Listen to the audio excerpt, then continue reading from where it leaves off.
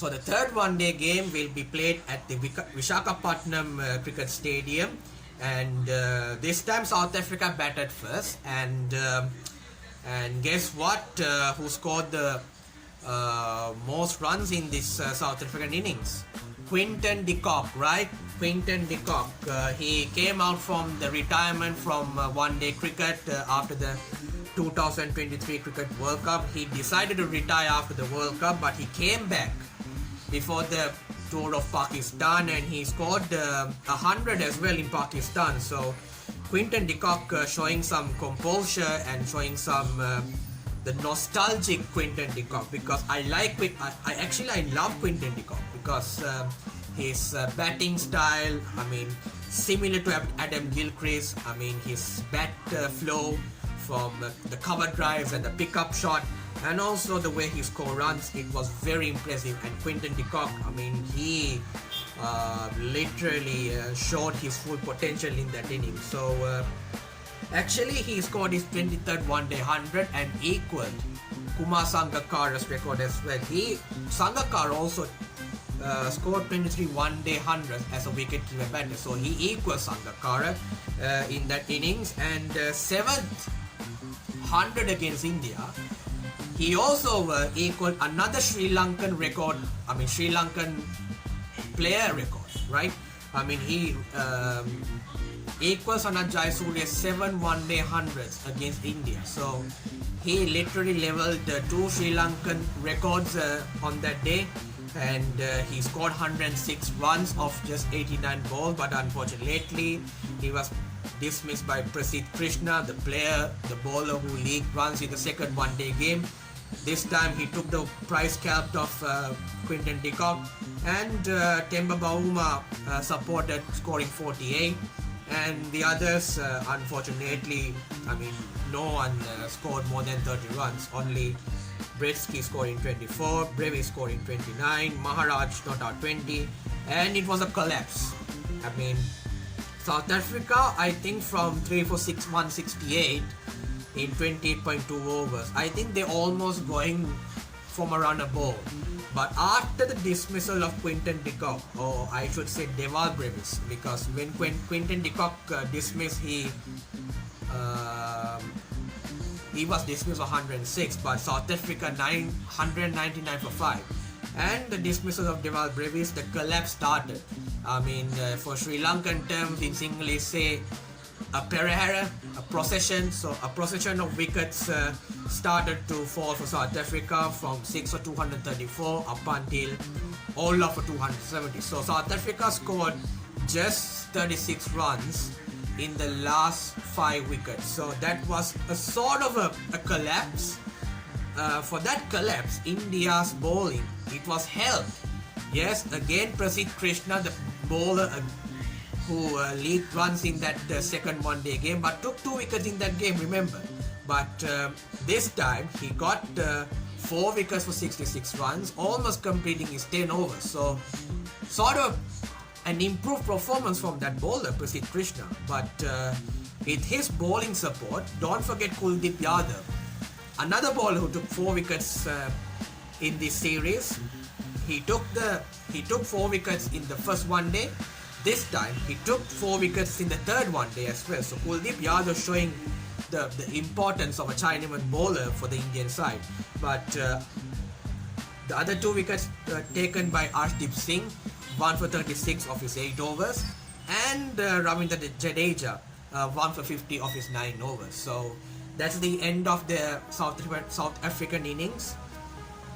When India came to bat, they have to score only 271, and they successfully chased before the 40th over. Exactly 39.5 overs. India chased the total down, and who knows who got the century. This time not Virat Kohli, not Rohit Sharma. Yes, Kohli scoring 65 not out. He's showing his improved performance in that series. And Yashasvi Jaiswal, and you may see him scoring hundreds in a test. He scored 7 or 8 hundreds in test, but this time Jaiswal's made an 100. In the second one-day game, Rutraj Gaikwad scoring his first one-day 100, but this time Jaiswal scoring his first one-day 100 with the support of Rohit Sharma and Kohli. I mean, this shows that the young talent in the Indian setup showing promise. Yes, it was actually like Shubman Gill. Actually, Shubman Gill was ruled out from injury,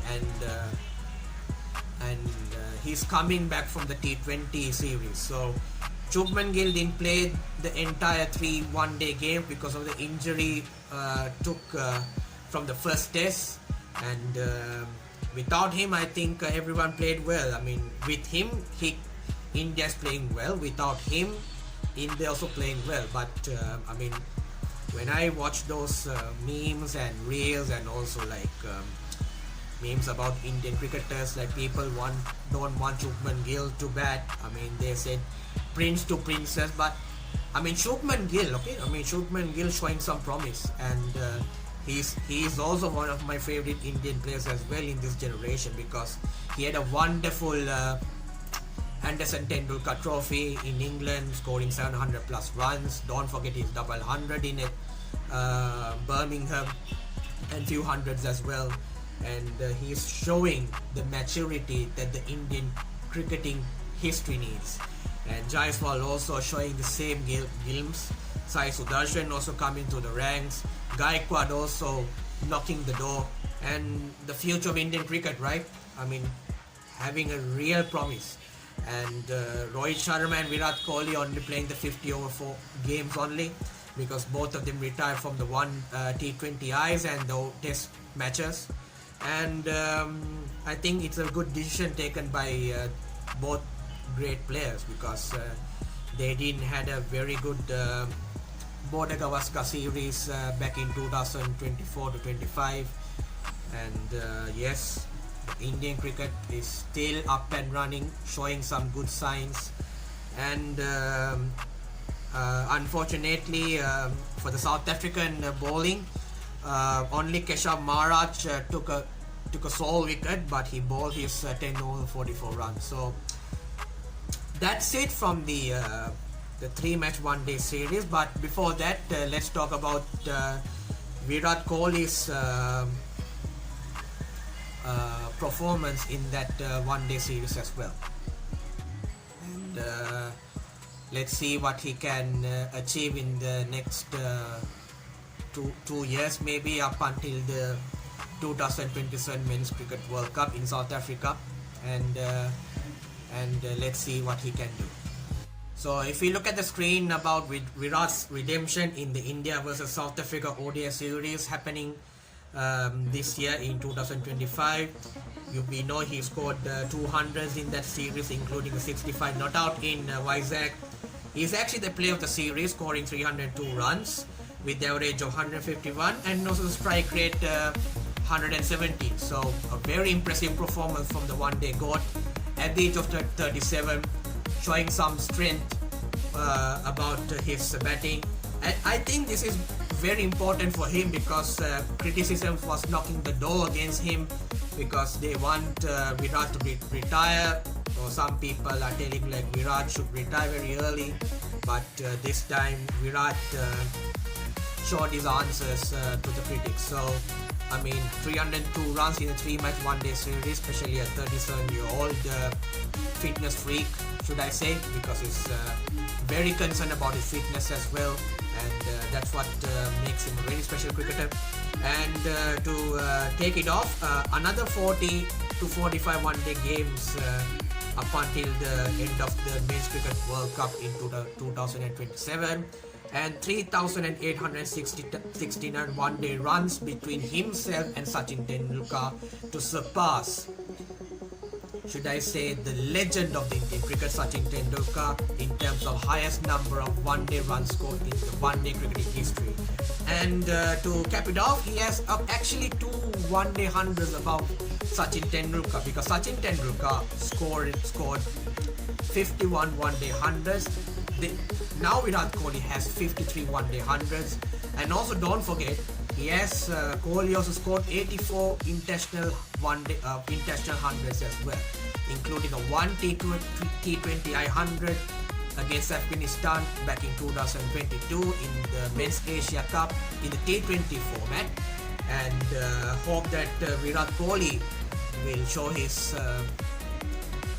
greatness in the twilight days of his career. So that's it from this video, and make sure that if anyone having questions or doubts regarding today's video, please put a comment, I'll reply, and make sure to like, and if you are interested to watch more videos, please subscribe, and hope everyone is fine, and I'll see you soon then. Thank you, bye, cheers.